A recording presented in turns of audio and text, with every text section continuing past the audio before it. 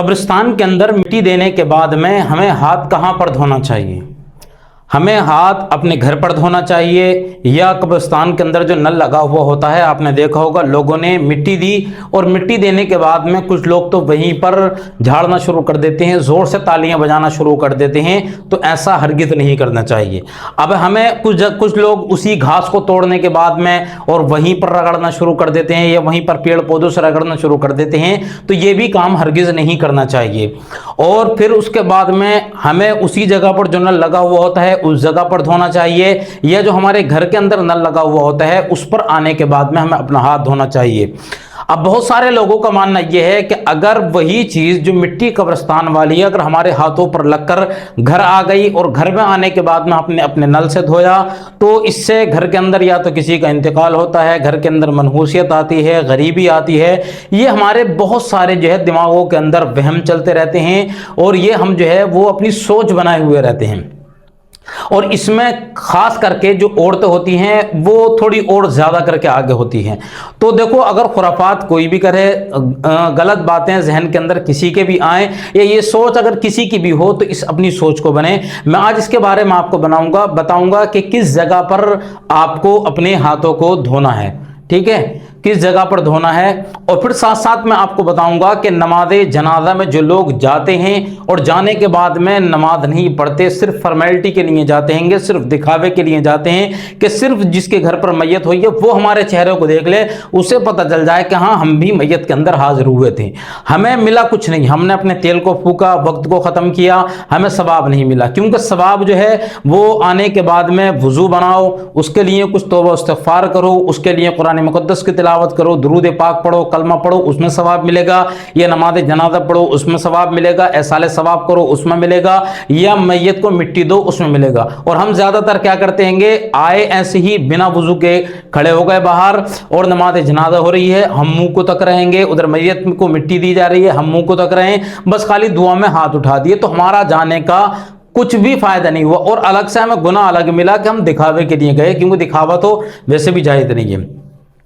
तो नमाज जनाजा का मैं पूरा तरीका सबसे पहले आपको बता देता हूँ। सबसे पहले जब हम नियत करेंगे,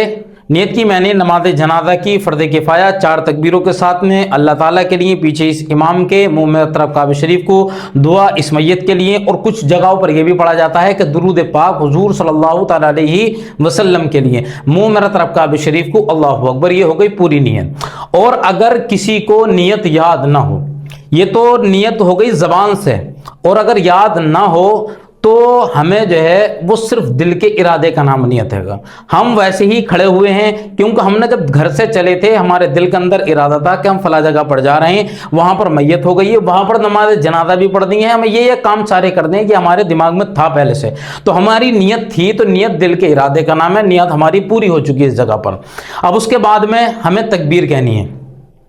और एक बात समझ लें, नमाज जनाजा के अंदर 2 फर्ज हैं, एक तो क़याम करना और दूसरा तकबीरें कहना, ठीक है। जो हम खड़े होते हैं, खड़े तो हो गए, एक तो फर्ज हमने अदा कर दिया, और दूसरा तकबीरों वाला। इसमें ज़्यादातर लोगों को कन्फ्यूज़न ये होती है कि लोग इसमें तकबीरात जो हैं जितनी भी हैं वो नहीं कह पाते हैं, वो एक दूसरे का मुंह देखते हैं कि और ज़बान से अदा नहीं कर पाते हैं। और हालांकि ये फ़र्ज है, अगर किसी ने तकबीर नहीं कही है तो उसकी नमाज जनाजा ही नहीं होगी, ठीक है। पहला क़याम है फ़र्ज और दूसरा तकबीरात, जैसे अल्लाहु अकबर इमाम कहेगा, पीछे से हम भी अपने दिल के अंदर जो है वो अल्लाहु अकबर कहेंगे। तो ये चारों तकबीरें हमें हर हाल के अंदर कहनी है। अब जब हमने नियत बांध ली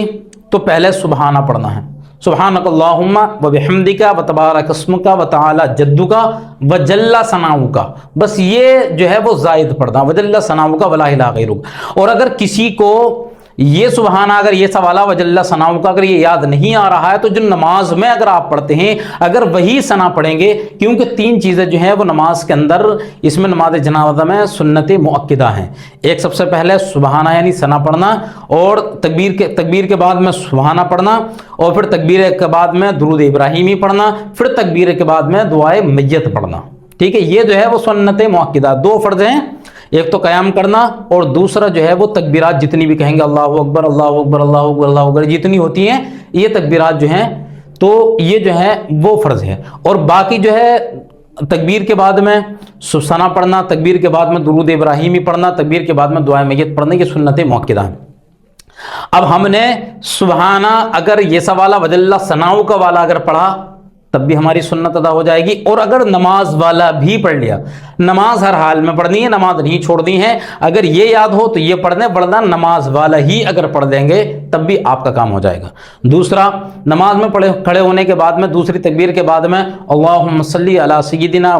یہ سی والا جو درود ابراہیمی ہوتا ہے، اللہم صلی علی محمد وعلی آل محمد کما صلیت علی ابراہیم کما بارکت علی ابراہیم، یہ سا والا بھی پڑھ سکتے ہیں آپ۔ اور نہ تو وہ جو ہے درود ابراہیمی جو نماز جنازہ میں پڑھا جاتا ہے، وسلمتا وبارکتا ورحمتا وترحمتا علی ابراہیم وعلی آل ابراہیم انک حمید مجید، اگر جو نماز جنازہ میں پڑھا جاتا ہے وہ یاد ہو تو وہ آپ پڑھیں، اور اگر وہ یاد نہیں ہو تو نماز جنازہ نہیں چھوڑنی ہے، اس کی جگہ پر آپ درود ابراہیمی جو نماز میں پڑھتے ہیں، کما صلیتا اور کما بارکتا والا جو پڑھتے ہیں، یہ درود ابراہیمی، یہ دونوں آپ پڑھ لیں، آپ کی نماز جنازہ ہو جائے گی تب بھی، ٹھیک ہے۔ اب تیسرا آتا دعا میت، اللہم اغفر لحینا ومیتنا وشاہدنا وغائبنا وصغیرنا وکبیرنا وذکرنا وانثانا، اللہم من احییتہ منا فاحیہ علی الاسلام ومن توفیتہ منا فتوفہ علی الایمان، یہ تو اگر بڑی میت ہو تو یہ دعا پڑھی جائے گی، اور اگر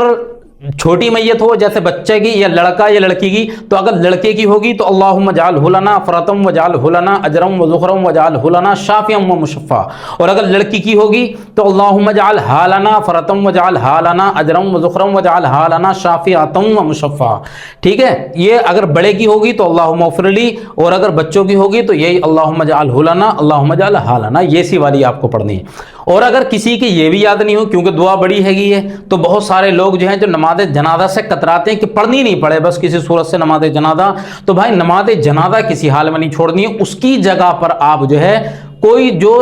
قرآن مقدس کے اندر دعائیں بتائی گئی ہیں ان میں سے کوئی دعا پڑھ لو، یا آپ ربنا آتنا فی الدنیا حسنۃ وفی الآخرۃ حسنۃ وقنا عذاب النار، یہ والی آپ پڑھ لو۔ اور اگر یہ یاد نہ ہو تو رب اغفر لی ولوالدی وللمؤمنین یوم یقوم الحساب، یہ آپ پڑھ لو۔ اور اگر یہ بھی کسی کو یاد نہیں ہے تو آپ جو ہے وہ دعا سمجھ کر الحمد شریف جو ہے بڑی دعا کی جگہ آپ پڑھ لو، قرآن مقدس سمجھ کر نہیں پڑھنا، اس جگہ پر دعا سمجھ کر آپ کو جو ہے اس جگہ پر وہ آپ الحمد شریف پڑھ لو، آپ کی نماز جنازہ ہو جائے گی، ٹھیک ہے۔ اب پھر ایک غلطی اور کرتے ہیں ہم، جیسے ہی ہماری نماز جنازہ مکمل ہوتی ہے آخری تکبیر جب کہتے ہیں اللہ اکبر، پہلے تو ہم نے نیت مانی، نیت ماننے کے بعد میں ایک غلطی یہ کرتے ہیں کہ ہم نے ہر تکبیر پر اپنا منہ اٹھاتے ہیں، اللہ اکبر جاتی ہوئی اللہ اکبر منہ اٹھاتے، تو بھائی یہ منہ نہیں اٹھانا ہے، آپ بنا منہ اٹھائے جیسے آپ کی نیت بنی ہوئی ہے نیچے کو آپ دیکھتے رہیں، ٹھیک ہے۔ اس کے بعد میں جیسے اللہ اکبر کہا جائے بس منہ سے ادا کر لو، یہ نہیں کہ آپ اگر مڑی نہیں اٹھائیں گے تو آپ کی تکبیر نہیں مانی جائے گی، یہ غلط طریقہ ہے بالکل، آپ کو صرف مڑی اپنی نیچے کو رکھنی ہے، اللہ اکبر ہی جو ہے گا وہ زبان سے ادا کرنا ہے۔ اور آخر میں غلطی یہ کرتے ہیں کہ جیسے ہی ہماری نماز جنازہ مکمل ہوتی ہے تکبیر کہتے ہی ہم نے جب سلام پھیرتے ہیں السلام علیکم ورحمۃ اللہ تو ایک ہاتھ چھوڑ دیا، اور جب دوسری کہا السلام علیکم ورحمۃ اللہ تو دوسرا ہاتھ چھوڑ دیا، تو یہ بھی طریقہ غلط ہے۔ جیسے ہی ہم نے چوتھی تکبیر کہہ دی اللہ اکبر، اب ہمیں دونوں ہاتھ چھوڑ دینے ہیں، پھر السلام علیکم ورحمۃ اللہ، السلام علیکم ورحمۃ اللہ، اس حساب سے سلام پھیرنا ہے۔ تو ان چیزوں کو آپ دھیان رکھیں،